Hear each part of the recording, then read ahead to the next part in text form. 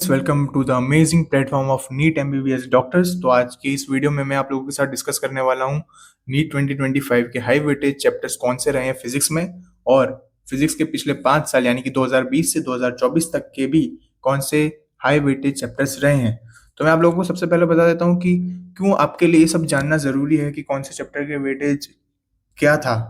ये जानना इसलिए आप लोगों के लिए जरूरी है क्योंकि अब जैसे कि 5 महीने बच रहे हैं नीट में, तो इस जो कि हम ओवरव्यू आज लेंगे पूरा कि कौन से चैप्टर्स जनरली ज्यादा वेटेज रखते हैं, वो आपकी हेल्प करेंगे इन आखिरी के 5 महीनों में आप, ताकि उन चैप्टर्स पे सबसे ज्यादा फोकस कर सको और अपनी प्रिपरेशन से सबसे ज्यादा मैक्सिमम मार्क्स ला सको।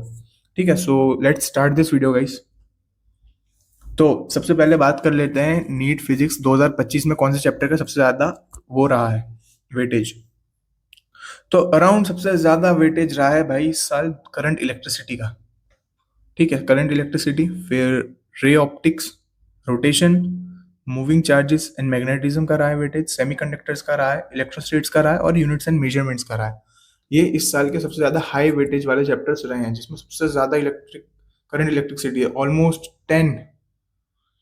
ठीक है, फिर आता है रे ऑप्टिक्स। जैसा कि आपको मैंने बताया कि ये सारे वो चैप्टर्स हैं जो कि आपको 100% करने ही करने हैं।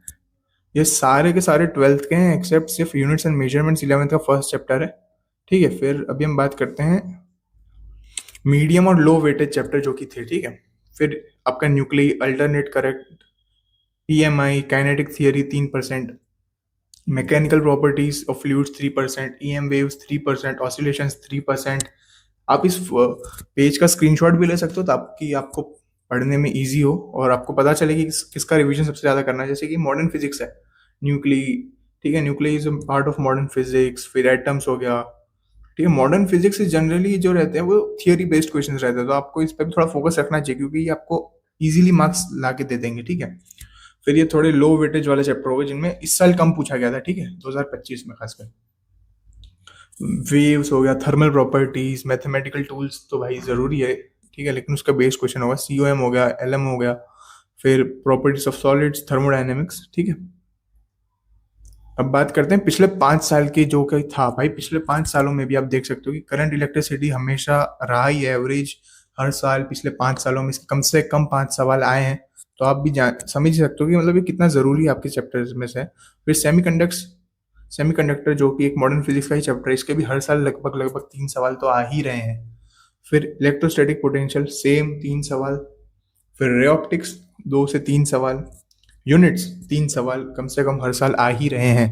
सो ये सारे कुछ इंपॉर्टेंट चैप्टर्स हैं जो कि आपको करने ही करना है। फिर बात करते हैं एसी के लगभग लगभग हर साल 2 सवाल आ रहे हैं।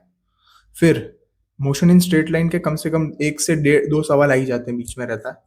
फिर रोटेशन के भी 1-2 सवाल हर साल रह रहे हैं, 2 सवाल तो रह ही रहे हैं। ड्यूअल नेचर के भी 2 सवाल आ रहे हैं, न्यूक्लियर के तो 2 सवाल आ ही रहे हैं पिछले 5-6 सालों से। तो आपको ध्यान रखना है अपनी तैयारी करते समय इन चैप्टर्स का भी। ठीक है, तो 2025 के कुछ प्रिडिक्शन देने की मैं आपको कोशिश करता हूँ कि आपको कौन कौन से चैप्टर्स पे सबसे ज़्यादा ध्यान देना है।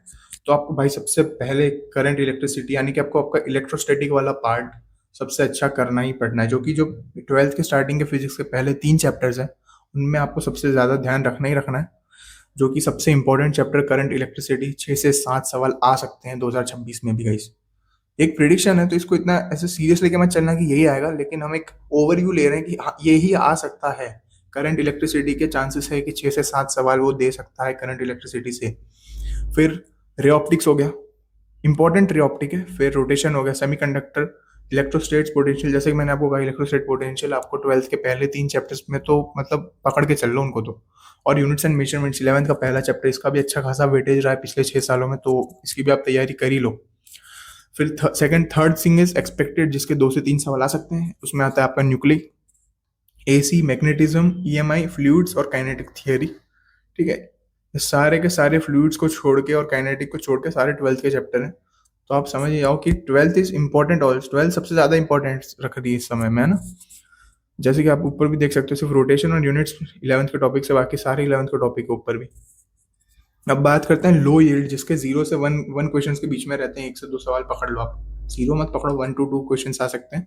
उसमें आता है waves, thermal properties, mathematical tools तो आपके अच्छे होने ही चाहिए, तब आप क्वेश्चंस इजीली सॉल्व कर पाओगे। फिर आता है मैग्नेटिज्म एंड मैटर।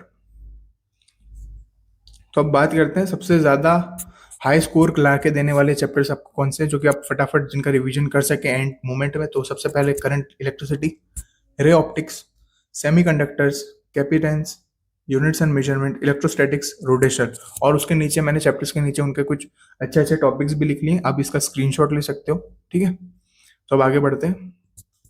स्ट्रेटेजीज क्या रहनी चाहिए, आपकी स्ट्रेटेजी क्या रहनी चाहिए कि आप मैक्सिमम स्कोर कर पाओ फिजिक्स में।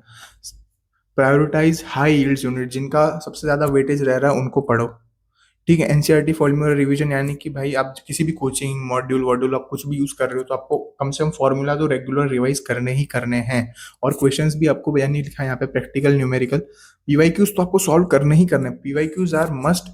इसके लिए आप हमारा ऐप भी यूज कर सकते हो, हमने एक ऐप लॉन्च किया, आपको ऐप के लिंक भी वीडियो के डिस्क्रिप्शन में मिल जाएगी, या फिर आप हमारे Insta page NEET MBBS doctors में भी आपको उसकी लिंक मिल जाएगी। वहाँ पे आपको हमारे ऐप में सारे previous year question papers, NCERT line to line, NCERT PYQ marks सब कुछ मिल जाएगा। आपको कहीं और जाने की ज़रूरत नहीं है। और आपको वीकली चैप्टर के टेस्ट देने हैं, जो कि सबसे ज़्यादा इंपॉर्टेंट है। टेस्ट देना और टेस्ट की एनालिसिस करना भी बहुत ज़रूरी है। आपको हमारे ऐप में टेस्ट भी मिल जाएंगे और उनकी एनालिसिस, यानी कि आपको स्कोर कैसा है, कितने मार्क्स कहाँ कट रहे हैं, वो सब कुछ आपको मिल जाएगा। हमारा ऐप बिल्कुल फ्री है, आप उसे डिस्क्रिप्शन में दिए गए लिंक से डाउनलोड कर सकते हैं। तो अब आगे बढ़ते हैं। So all the best for your NEET 2026 guys. I hope you guys all maximum results आप लोगों के आए और आप अपने ड्रीम कॉलेज में ज़रूर जाएं। So work hard and subscribe the channel, like the video, and that's all for this video guys. Meet you in a next video with some more new information guys.